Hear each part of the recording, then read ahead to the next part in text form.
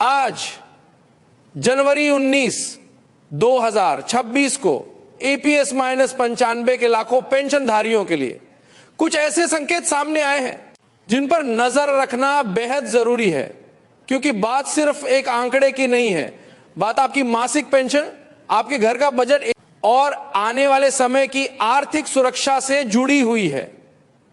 पिछले कई वर्षों से न्यूनतम पेंशन बढ़ाने की मांग लगातार उठती रही है। पेंशनर संगठनों ने आंदोलन किए, ज्ञापन दिए और सरकार व EPFO के स्तर पर बातचीत का सिलसिला भी चलता रहा। लेकिन अब जो चर्चा उभर कर सामने आ रही है वह यह बताती है कि मामला एक निर्णायक मोड़ की तरफ बढ़ रहा है। लंबे समय से सबसे प्रमुख मांग ये रही 1,000 रुपए से सीधे 7,500 रुपए प्रतिमाह किया जाए और उसके साथ महंगाई भत्ता भी जोड़ा जाए, क्योंकि आज के दौर में 1,000 रुपए में दवा, किराया, बिजली का बिल या रोजमर्रा की जरूरतें कुछ भी ठीक से पूरा नहीं होता। इसी दबाव के बीच EPFO और केंद्र सरकार से जुड़े कुछ हालिया संकेत बताते हैं कि इतनी बड़ी बढ़ोतरी यानी सीधे 7,500 रुपए अभी तुरंत लागू होना मुश्किल माना जा रहा है और इसी वजह से एक मध्य रास्ते पर गंभीरता से विचार किया जा रहा है, जिसमें पहले चरण में न्यूनतम पेंशन को 1,000 से बढ़ाकर 5,000 रुपए प्रतिमाह करने का विकल्प सामने रखा जा रहा है। यह बात समझना जरूरी है।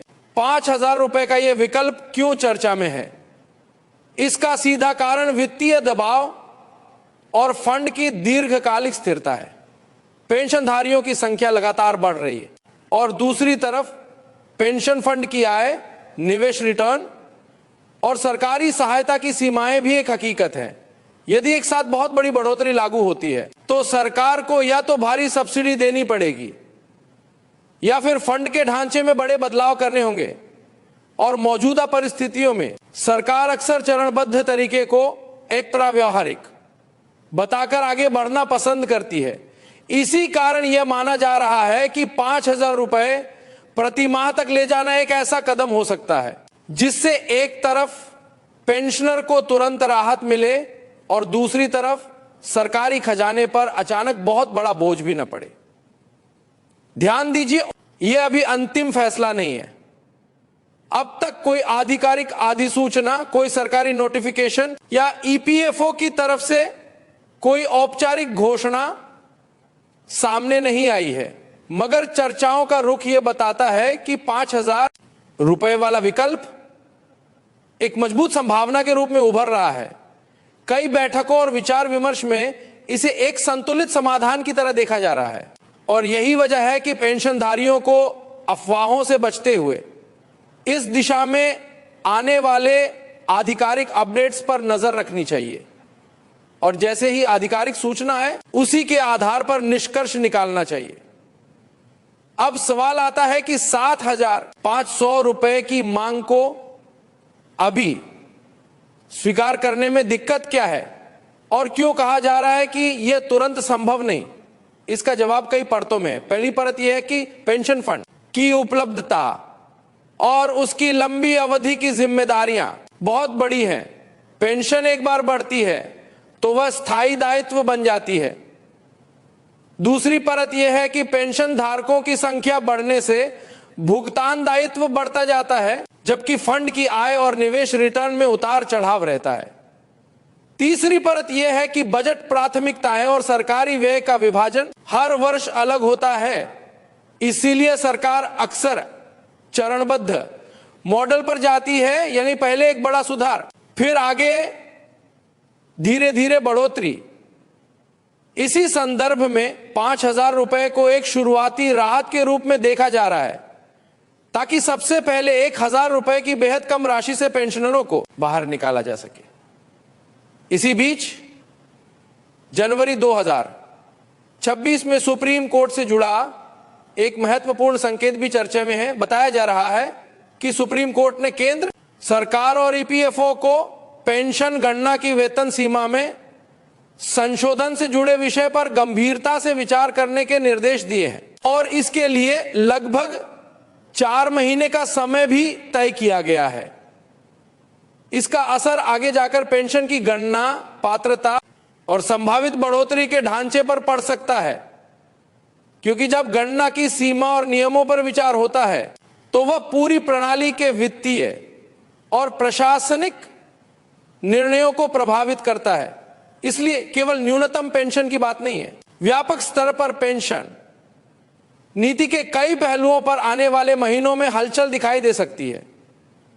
अब पेंशनर संगठनों के रुख की बात करें तो राष्ट्रीय संघर्ष समिति की ओर से जनवरी 2026 की शुरुआत में जो संदेश सामने आए वह भी इसी बड़े परिदृश्य का हिस्सा है। समिति के नेतृत्व की तरफ से पेंशनधारियों को खास तौर पर केंद्रीय बजट 2026 पर ध्यान केंद्रित करने की अपील की गई है, क्योंकि बजट के दौरान ही सरकार कई बड़े सामाजिक और आर्थिक निर्णयों की दिशा तय करती है। संगठन की तरफ से यह भी दोहराया गया कि प्रमुख मांग न्यूनतम पेंशन 7,500 रुपए प्रति माह और उस पर महंगाई भत्ता है। और साथ ही यह संकेत भी दिया गया कि 2026 संघर्ष का वर्ष रहेगा, यानी मांगे छोड़ने का इरादा नहीं है, दबाव बनाकर रखने की रणनीति जारी रहेगी। कर्नाटक में आयोजित एक बड़ी पेंशनधारी रैली का उल्लेख भी सामने आता है, जहां एकजुटता पर जोर दिया गया। संदेश स्पष्ट था कि संगठित शक्ति ही वास्तविक ताकत बनती है। इस तरह की रैलियां सरकार तक संदेश पहुंचाने का एक माध्यम बनती है और पेंशनधारियों को यह एहसास भी देती है कि वे अकेले नहीं हैं। उनकी जैसी स्थिति में देश भर में करोड़ों लोग हैं और यदि आवाज एक साथ उठे तो नीति निर्माताओं पर असर पड़ता है।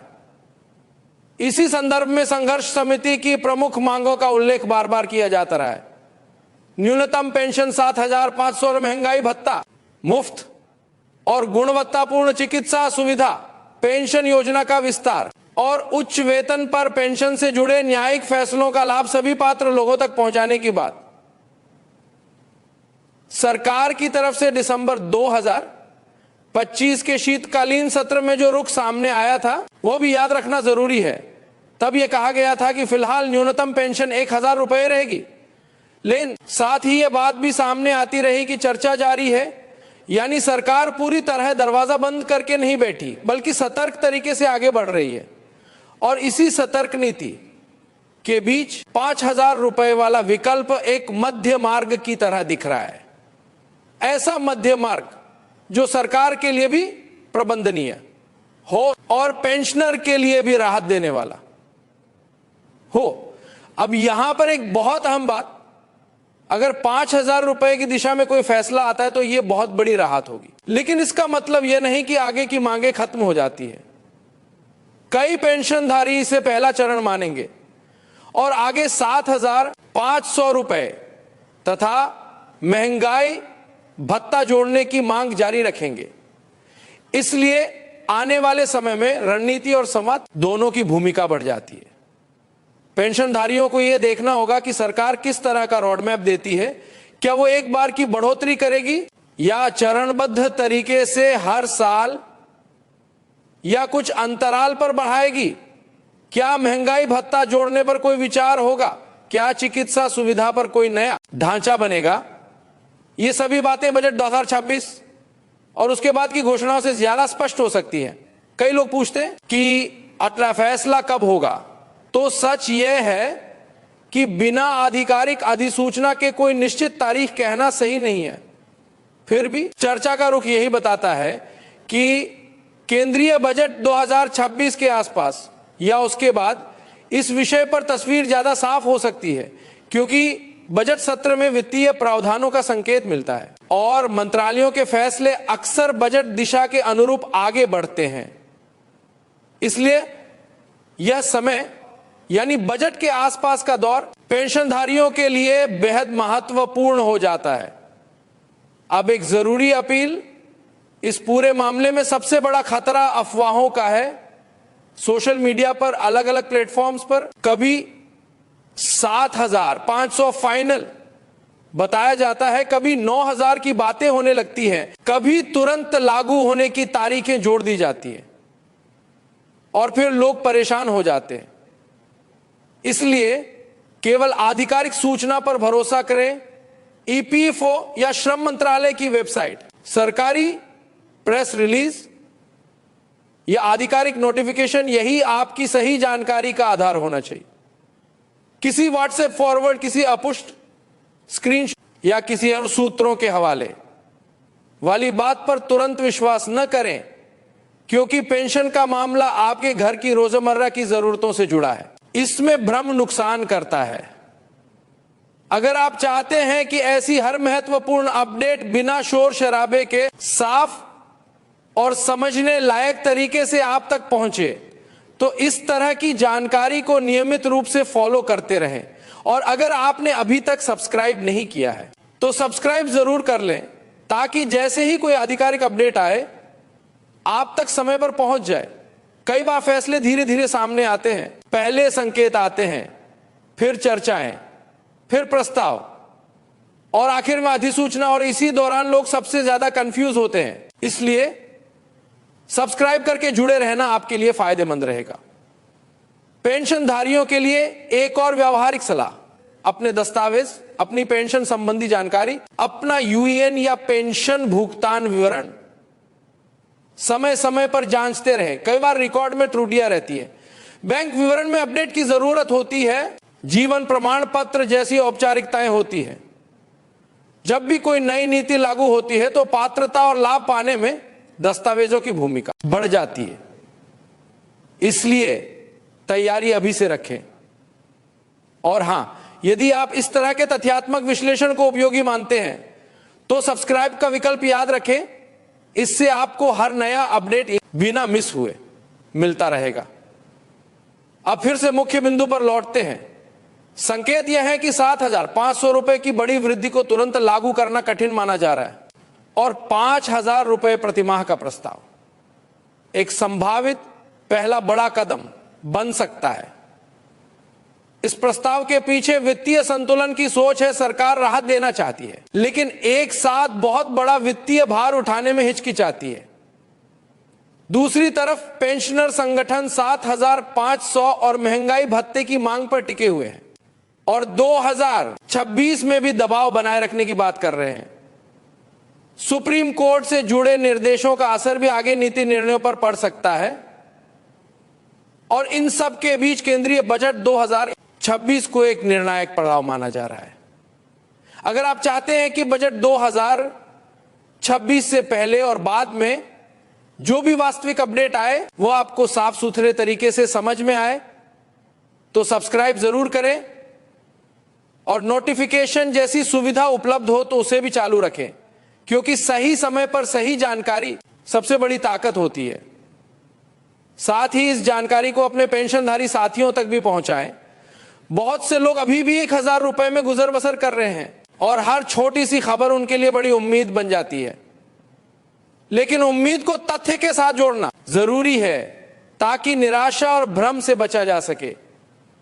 एक और बात, जब भी कोई आधिकारिक घोषणा होगी उसमें शर्तें भी होंगी, लागू होने की तारीख भी होगी, पात्रता की सीमा भी हो सकती है और भुगतान की प्रक्रिया भी लिखी होगी। इसलिए अभी से यह तय कर ले कि आप किसी भी फाइनल दावे पर तब तक भरोसा नहीं करेंगे जब तक आधिकारिक दस्तावेज सामने ना आ जाए। और जैसे ही आधिकारिक दस्तावेज आए उसे समझकर अपने पेंशनर संगठन से सलाह लेकर आगे की प्रक्रिया अपनाएं। इस पूरे सफर में जानकारी, एकजुटता और धैर्य तीनों जरूरी है। यदि आपको यह विश्लेषण उपयोगी लगा हो तो सब्सक्राइब जरूर करें, ताकि आने वाले दिनों में जैसे ही ईपीएफओ, श्रम मंत्रालय या सरकार की तरफ से कोई ठोस सूचना है आपको तुरंत पता चल सके। और अगर आपके घर या आसपास कोई पेंशनधारी है जो ऐसी जानकारी तक नहीं पहुंच पाता, तो उसके साथ भी ये बातें साझा करें ताकि वह भी अफवाहों से बचे और सही स्रोतों पर भरोसा करे। अंत में संदेश बिल्कुल साफ है, उम्मीदें मजबूत हैं, लेकिन आधिकारिक पुष्टि का इंतजार जरूरी है। 5,000 रुपए की संभावित दिशा एक बड़ी राहत बन सकती है और आगे 7,500 तथा महंगाई भत्ता जैसी मांगों पर आंदोलन और बातचीत का रास्ता भी खुला रह सकता है। बजट 2026 सुप्रीम कोर्ट के निर्देशों पर आगे की कार्रवाई और ईपीएफओ सरकार के बीच होने वाली बैठकों से आने वाले महीनों में तस्वीर ज्यादा स्पष्ट होगी। तब तक केवल आधिकारिक स्रोतों पर भरोसा करें, अपने कागजात व्यवस्थित रखें, अपने पेंशनर संगठनों से जुड़े रहें और नियमित अपडेट के लिए सब्सक्राइब करके जुड़े रहना न भूलें। धन्यवाद और आप सभी के लिए शुभकामनाएं।